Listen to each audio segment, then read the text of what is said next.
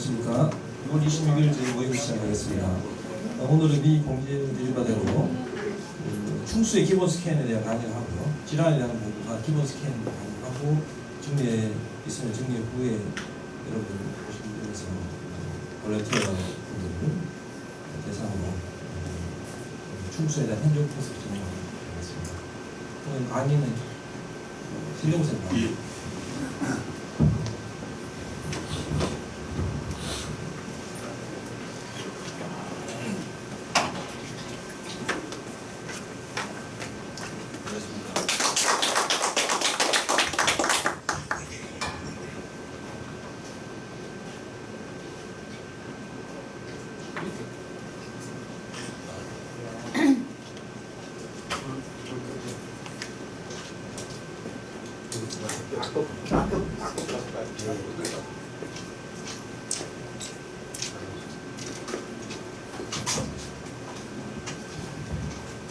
예, 무광연화백과 신공입니다.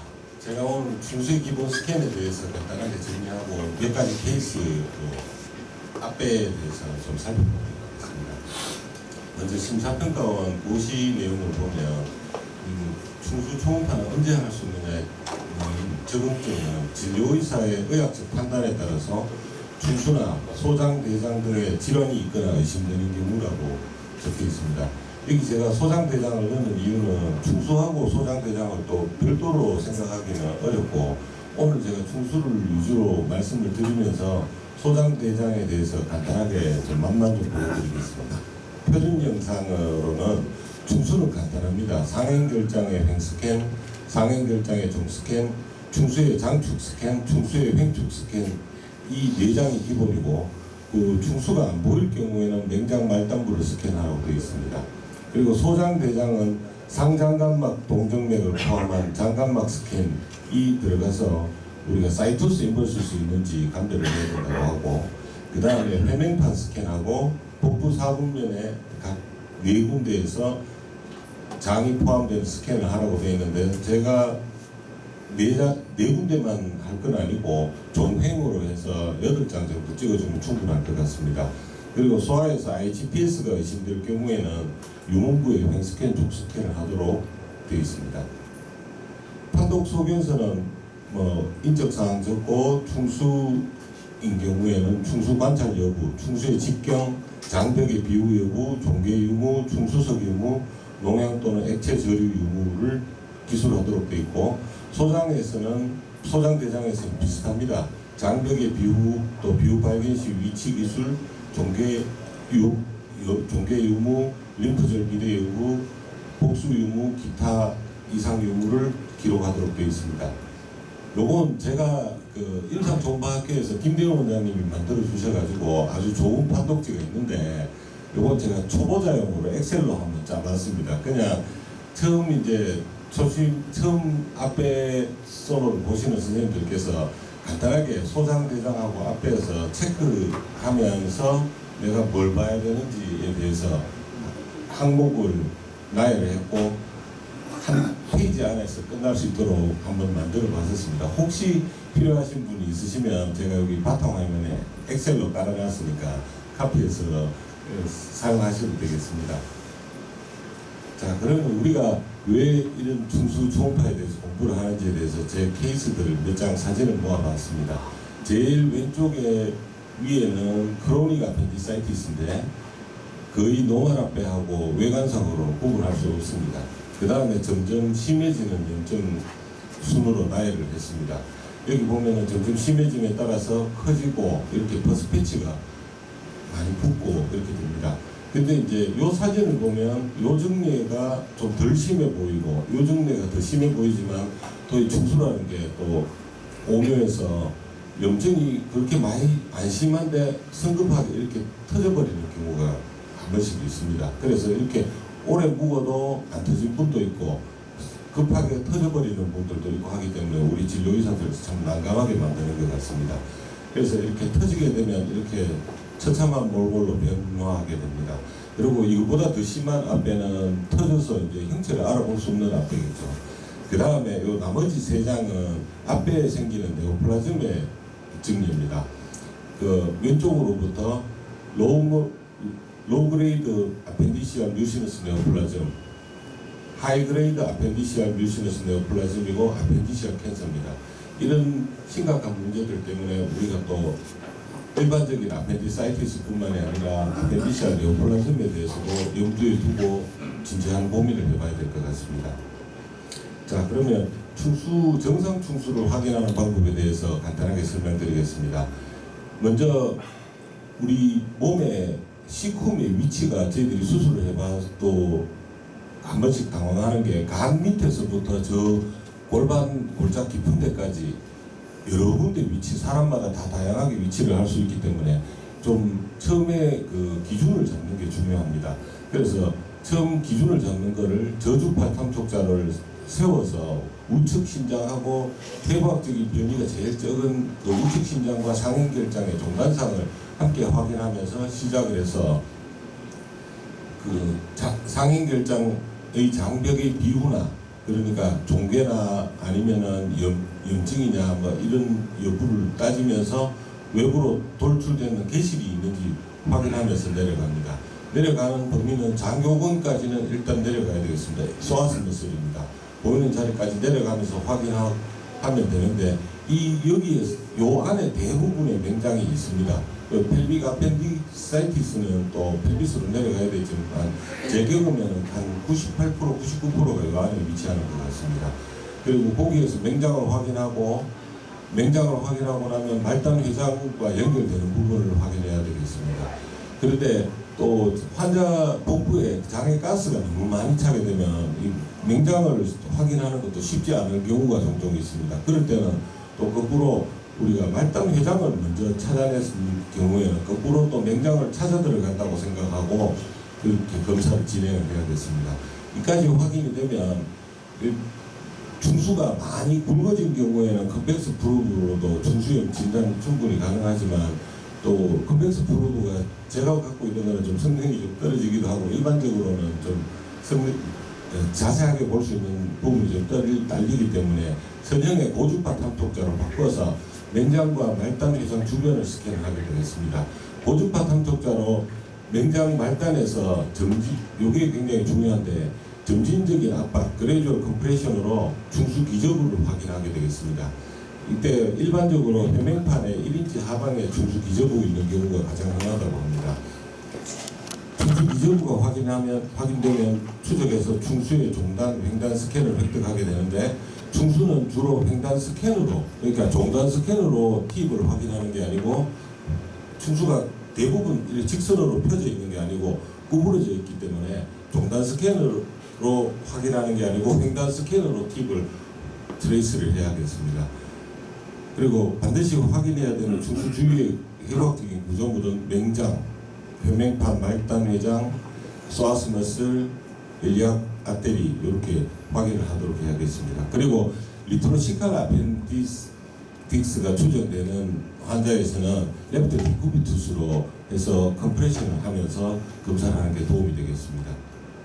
자, 그러면 김대현 원장님 책을 좀 인용을 했는데 정상 중수의 초음파 소견을 보면 직경 6mm 이내의 중수 전후 직경이고 중수 벽 두께는 2mm 미만입니다. 그리고 중수 내부에 센터에 정상적인 공기 염력이 보이게 되겠습니다. 그리고 이게 터미널 엘리엄이 장염이 있는 경우나 좀 스페즘이 왔는 경우에는 중수와 구분하기 어려운 경우가 종종 있는데 우리가 터미널 엘리엄과 아펜딕스를 구분하기 위해서 연동 운동이 있는지 그 다음에 끝이 막힌 블라인드 엔드 맹관 형태의 관광 구조물인지 반드시 확인을 해야겠습니다. 그리고 정상 중수로 확인을 하자면 압박이 일단 돼서 라운드하기보다는 오발하고 그 다음에 텐더니스가 없는 중수를 확인해야겠습니다. 자, 이건 정상 중수 정리입니다. 보시면 C콤이 있고 C콤에서 아펜딕스가 이렇게 나와서 정상적으로 주행하고 에어가 강행포의 에어가 중수 중앙에 위치하는 것이 확인됩니다. 일리악 아테리가 여기 있고 소아스 머슬이 여기 있고 여기 주변 해부학적인 구조물들을 짐작을 하면서 우리가 잘 확인을 하면서 검사를 해야겠습니다. 요 정지 영상으로 보게 되면 직경 5mm, 요건 6mm가 조금 넘지만 주변에 염증 소견이 없어서 정상으로 판독한 예입니다.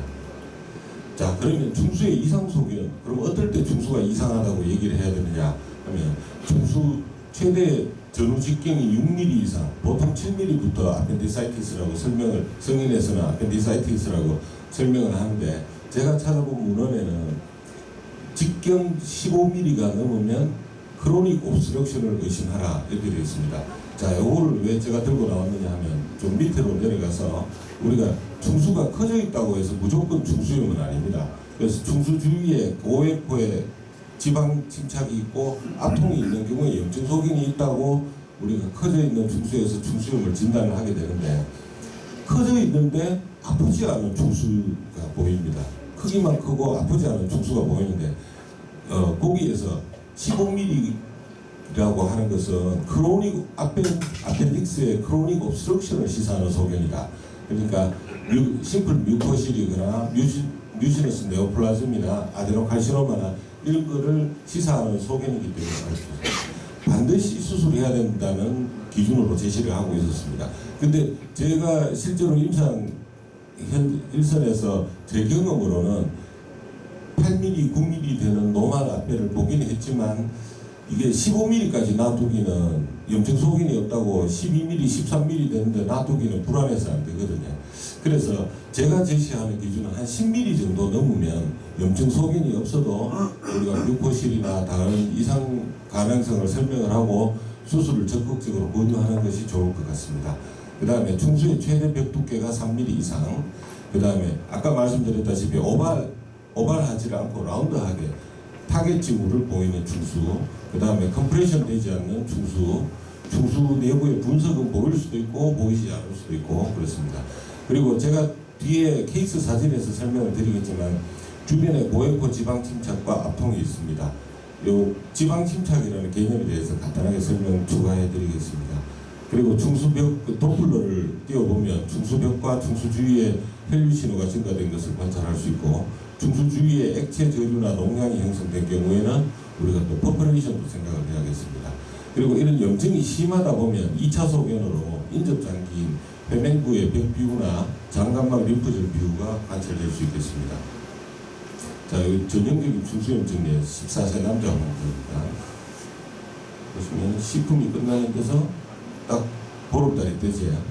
그래서 그렇게 트레이스를 하려고 해봤는데 환자가 서브시칼에서 리트로시칼로 조금 진행하는 아펜딕스라 가지고 이쪽에 일리아 배터리는 확인을 못하고 그냥 그 자리에서 진단이 됐던 증례입니다. 정지 영상을 보시면 이 직경 9.18mm 보시면은 이렇습니다. 자, 우리가 스님들께서 잘 아시겠지만 제가 쉽게 설명을 한번 드려보자면 패드 인필트레이션이라는 개념은 우리 뱃속의 장기가 어떤 캐비넷처럼 경막을 탁탁 쳐서 여기는 중수가 있고 여기는 맹장이 있고 여기는 위장이 있고 이런 공간이 서로 띄어져 있는 게 아니고 다 한꺼번에 붙어 있습니다. 뱃속에서는. 그런데 이제 우리가 중수에 염증이 생기게 되면 중수를 감아지는 게 모멘텀 대망 조직이 내려와서도 감아지고 장관막의 지방 조직도 우리 몸을 보호하기 위해서 중수를 감아지는데, 그렇게 되면 그 지방 조직의 염증이 제일 1차적으로 침면되게 되고, 그러면 부종이 생겨서 지방 조직이 두꺼워집니다. 그러면 주변에 다른 장기가 잘 안 보이면서 멀리 떨어져 있는 상황이 됩니다. 그걸 지방 침륜이라고 제가 설명을 드려보겠습니다. 보시면 여기 터미널염이 있고 여기 제법 복벽하고도 좀 떨어지고 이렇게 두껍게 희게 우리가 보이는 부분이 있겠습니다. 그래서 이걸 패드 인필트레이션이라고 제가 설명을 드리고, 그 다음에 도플러 검사를 해보면 플로우가 증가된 것을 관찰할 수 있겠습니다. 수술 스페시멘 소견입니다. 그 다음에 그 조금 한 발 더 나가서 천공이 의심되는 소견은 어떤 게 있는가 하면 이제 우리가 플루이드 콜렉션을 첫 번째로 들 수 있겠는데, 이 증례에서는 시쿰이 이렇게 있고 아펜딕스가 그 베이스에서부터 이렇게 나와서 팁 부분에 연결되는 앱세스 캐비티가 확인이 됩니다. 수술 결과 여기 앱세스가 팁 부분에 이렇게 형성이 되어 있었습니다. 그 다음에 방금 말씀드린 패드 인필트레이션이 아주 과도하게 보이는 경우, 그걸 이제 우리가 영증성 종괴라고 블랙몬이라고 표현을 하는데, 이 패드 인필트레이션이 굉장히 두껍습니다. 주변 장기가 거의 안 보일 정도로 두껍습니다. 이런 분들은 수술을 해보니까 제가 간혹 가다가 이렇게 퍼퍼레이션이 돼서 시로프 되는 경우가 있을 수 있습니다. 그래서 이런 경우에는 우리가 퍼퍼레이션을 의심해야겠다, 이렇게 말씀드리겠습니다. 자, 요건 참고로 제가 올려놨는데 김대호 원장님 책을 또 인용을 했습니다. 요게 스토막에서 제일 우리가 정상 소화관의 청구조가 제일 잘 보이는 게 이제 스토막이라서 이렇게 올려주셨는데, 그 에소파구스에서는 시로자가 없지만 나머지 스토막에서부터 렉툼까지 다 공통된 구조입니다. 제일 안쪽에 하이퍼에코에간 뮤코자, 그 다음에 머스큘라리스 뮤코자, 그 다음에 서브 뮤코자 희게 빛나는 거, 그 다음에 머스큘라리스 프로포레아가 있고, 제일 바깥쪽에 흰색의 시로자가 있습니다. 근데 중수에서는 요 머스큘라리스 뮤코자가 굉장히 얇기 때문에 뮤코자하고 서브 뮤코자가 한 판으로 보입니다. 거의 대부분의 경우에서. 그래서 중수에 타겟 사인이 형성됐을 때 우리가 분석을 해보면 루멘이 있고 서브 뮤코자하고 뮤코자가 한 판이 됐거나 아니면 염증이 심해서 뮤코자가 다 녹아내린 경우 해서 이렇게 한 층이 보이고, 그 다음에 바깥쪽으로 머스큘라리스 프로포레아가 보이게 되겠습니다. 자, 이것도 또 참고로 이게 제가 생각하기에는 완전히 야마라서 김대호 원장님 책을 오늘 인용을 좀 많이 하고 있습니다. 죄송합니다.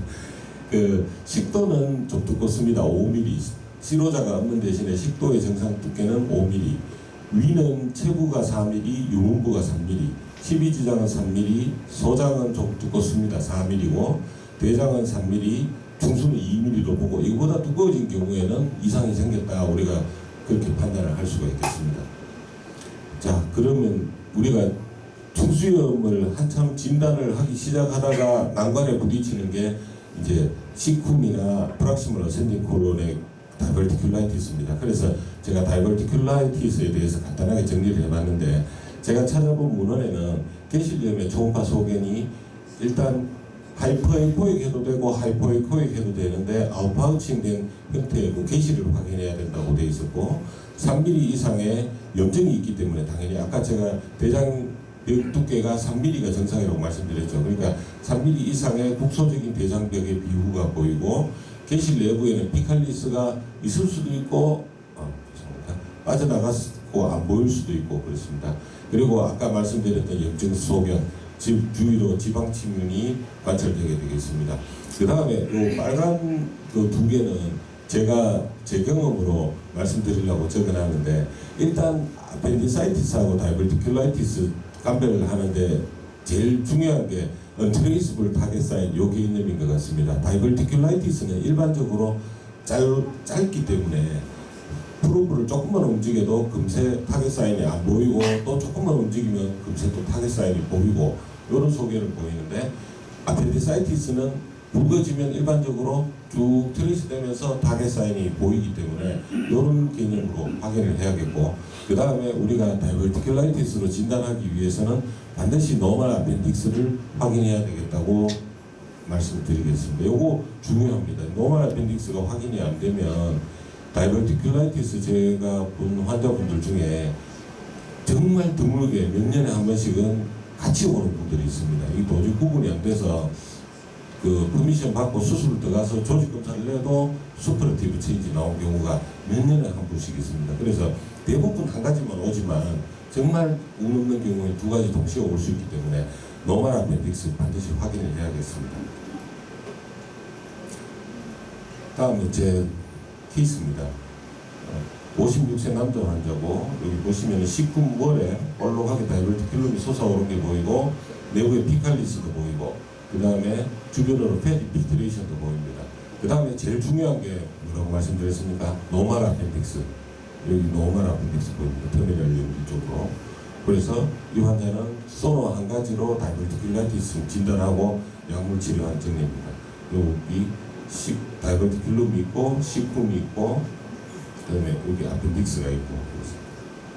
자, 그럼 마지막입니다. 좀 제가 강의가 길어진 것 같은데, 마지막으로 소장대장 간만 보여드리고 끝내겠습니다. 마지막 슬라이드인데, 소장대장에서는 그러면 우리가 바로 조금만 옮기면 소장대장인데 뭘 봐야 되느냐?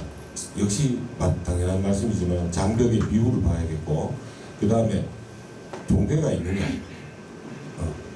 종괴가 있느냐 봐야겠고, 복수나 농양의 유무, 림프절 비례 여부를 봐야겠고 한데, 이제 우리가 초음파를 보다 보면 이게 소장인지 대장인지 구분이 어려운 경우가 한 번씩 있습니다. 그럴 때 이제 소장의 특징, 대장의 특징 제가 요약을 해봤는데, 소장은 장벽이 대장보다 일단 아까 말씀드린 대로 두껍습니다. 두껍고 윤상주름이 있어서 있고, 그 다음에 연동운동이 정상적으로는 관찰됩니다. 대장은 정상적으로는 벽구조가 잘 안 보이는 게 정상입니다. 얇기 때문에.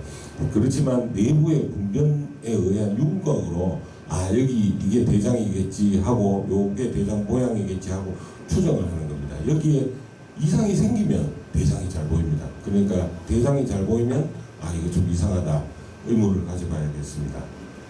감사합니다.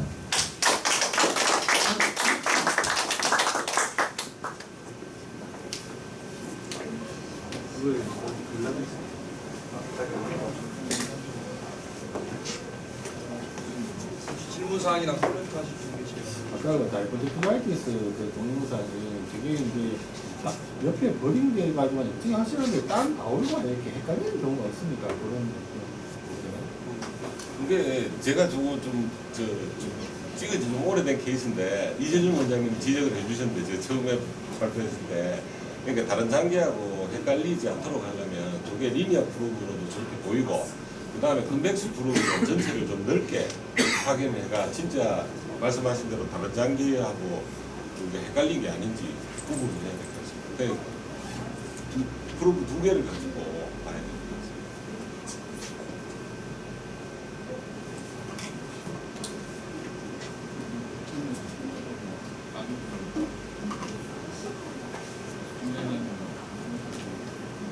예, 코멘트 답변가 너무 완벽해서 질문이 있는 것 같습니다.